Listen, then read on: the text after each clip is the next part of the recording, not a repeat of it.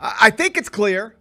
We've reached the low point of the Penny Hardaway era at Memphis. Important game last night inside FedEx Forum, and it could not have gone worse. Final score was Rice 74, Memphis 71. The Tigers only scored 22 points against a horrendous team in the first half, and then turned around and let that same horrendous team score 41 points in the second half to extend Memphis's losing streak to 4 games. It's a Quadrant 4 loss. It makes it the first Quadrant 4 loss of Penny Hardaway's 6 years at Memphis. Before last night, Penny Hardaway had never entered a game against a team ranked outside of the top 225 at KenPom and lost. But that's no longer true because he did it last night. So Memphis is now 15-6 overall, 4-4 in the AAC, on a 4-game losing streak to sub-100 teams in the net. It's not just a 4-game losing streak. It's a 4-game losing streak to 4 bad teams. It means the Tigers are now 1-1 in Quadrant 1, 5-3 in Quadrant 2, so 6-4 in the first 2 quadrants with a Quad 3 loss to USF and a Quad 4 loss to Rice. Just 2 weeks ago, the Tigers were 7-2 in the first 2 quadrants with 0 losses outside of Quadrant 1. Strength of record was in the top 10. Now they're 6-4 inside the first 2 quadrants with 5 losses outside of Quadrant 1 and down to 70th at KenPom, 76th in the net, 90th at Torvik. I mentioned strength of record. It was top 10 2 weeks ago. It's now 58th. Big Bet Bennett, I think I hit you with enough numbers. Let's stop here. Are we right now, do you agree or disagree, in the middle of the low point of the Penny Hardaway era? I mean, I think the answer's got to be yes, just considering, I mean, this team was in the top, was it 2 weeks ago, 3 weeks ago that they were a top 10 team in the country? 2 weeks ago, they were ranked 10th in the country. Yeah, I mean, that's just, it's insane. And now they're like, as if the tournament started tomorrow, they would not be in the NCAA tournament. I think we could all agree on that. I do not believe they would be on the right side of the bubble. They'd probably be close, but they'd be close because they did do a lot of good stuff early, but I'll give you some more numbers in a minute that suggest they might be close and they can still get there. But based on where it is right now, and based on where it now appears it's going,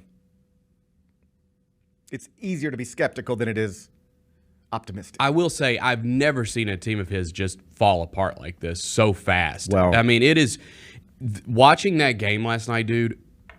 That first half, and even in the second half too, Rice was literally just running to the rim. I mean, there was no one was even putting their arm. It was just like rim running, layup. It was really embarrassing. And it's just hard to figure out what has happened. I mean, clearly the chemistry is destroyed. Like that's it, by the way. And it's clearly it. Yeah, because this team has good players, and this team was good a few weeks ago. Like, there's no way. You can't convince me that this team just was frauds and they were just getting all these wins because the opponents they played ended up not being good opponents or what. There's no way. This team looked like a good basketball team. It is true that some of their big wins early, with the benefit of hindsight, no longer look like big wins. When you beat Michigan on that day, it was like, ooh, boy, now we might have something.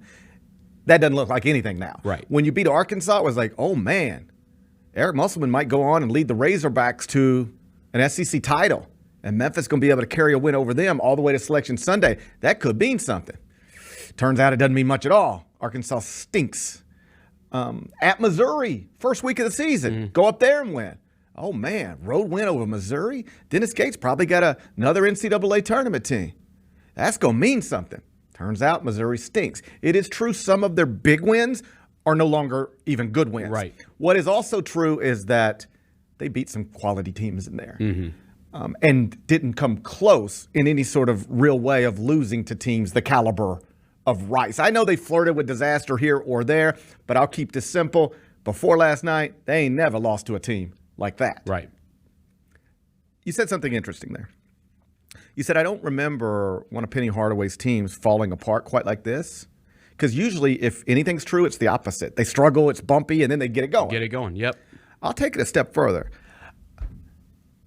I don't remember teams falling apart like this unless injuries really derail it. And I know there is an injury here, Caleb Mills, but if Caleb Mills suffering a season-ending injury takes you from top 10 in the AP poll to this, there's other things going on. Right. That shouldn't happen. I've seen bad teams. Penny's had some bad teams. I don't know that I've ever seen a Memphis team go from good to this bad this quickly, and I'll stretch it out even further. I can't think of college basketball teams. I was trying to before the show, and I really can't. I'm not saying nobody's ever had a worse 2-week stretch. Right. I'm saying, has anybody ever gone from this to this so abruptly? I'm not sure.